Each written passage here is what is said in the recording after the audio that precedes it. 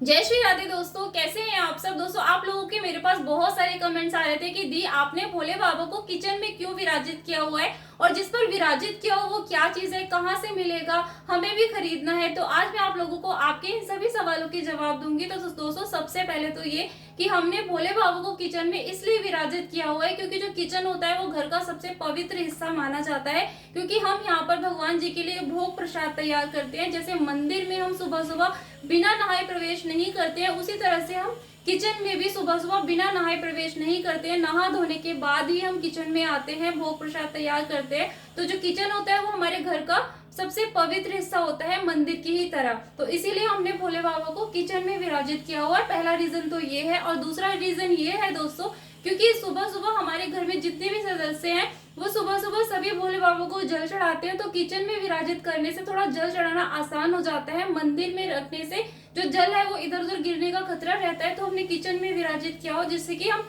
बहुत इजीली भोले बाबा को जल चढ़ा सकते हैं। कभी कभार क्या होता है कि मंदिर जाने का टाइम नहीं होता, लेट हो रहे होते हैं ऑफिस के लिए, स्कूल के लिए, तो सभी भोले बाबा को घर पर ही जल चढ़ा देते हैं। जैसे मन में एक शांति का अनुभव होता है कि हाँ हमने भोले बाबा पर जल चढ़ाया है, भोले बाबा की पूजा की है, इसीलिए हमने भोले बाबा को किचन में विराजित किया हुआ है। ठीक है, तो ये तो हो गया रीजन कि हमने किचन में क्यों भोले बाबा को विराजित किया हुआ है। अब मैं आपको बताती हूँ कि जिस पर हमने भोले बाबा को किचन में विराजित किया हो क्या चीज है।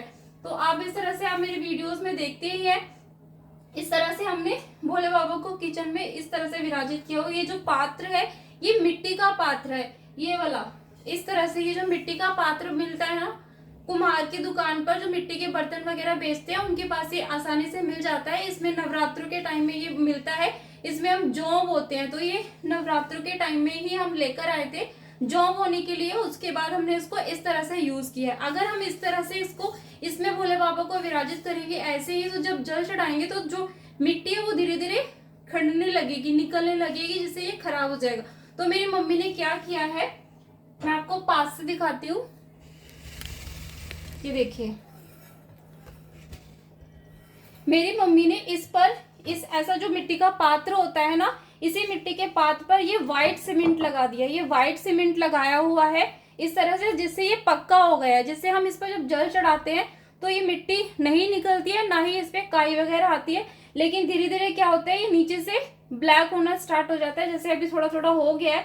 जब ये थोड़ा थोड़ा गंदा हो जाता है तो दोबारा से मेरी मम्मी इस पे व्हाइट सीमेंट लगा देती है। तो व्हाइट सीमेंट से ये पक्का हो जाता है। अगर हम इस पे पेंट करेंगे तो पेंट भी वो धीरे धीरे निकल जाएगा, लेकिन व्हाइट सीमेंट से ये एक तरह से पूरा पक्का हो जाता है। तो इस तरह से ये बन जाता है। तो इस पे व्हाइट सीमेंट हो रखा है, ये लगा रखा है, इसीलिए ऐसा लगता नहीं है कि मिट्टी का पात्र है।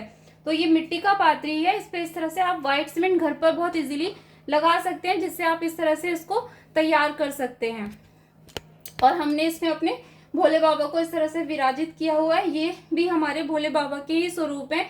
जो मेरी मम्मी है जहाँ भी तीर्थ पर जाती है वहां से इनको लेके आई है। तो ये भी भोले बाबा के ही स्वरूप हैं। और कई लोगों ने ये भी पूछा था कि भोले बाबा के साथ में जो विराजित है वो कौन है, तो ये भी हमारे भोले बाबा ही हैं। तो ये सब हमारे भोले बाबा के ही स्वरूप है। इस तरह से हमने विराजित किया हुआ है। और इसको ऐसे नीचे एक बर्तन के ऊपर रखा हुआ है। आप किसी चीज पे भी रख सकते हैं, आप छोटा सा पटला ले सकते हैं जिससे कि थोड़ा सा ये ऊंचाई पर हो जाए। ठीक है, इस तरह से।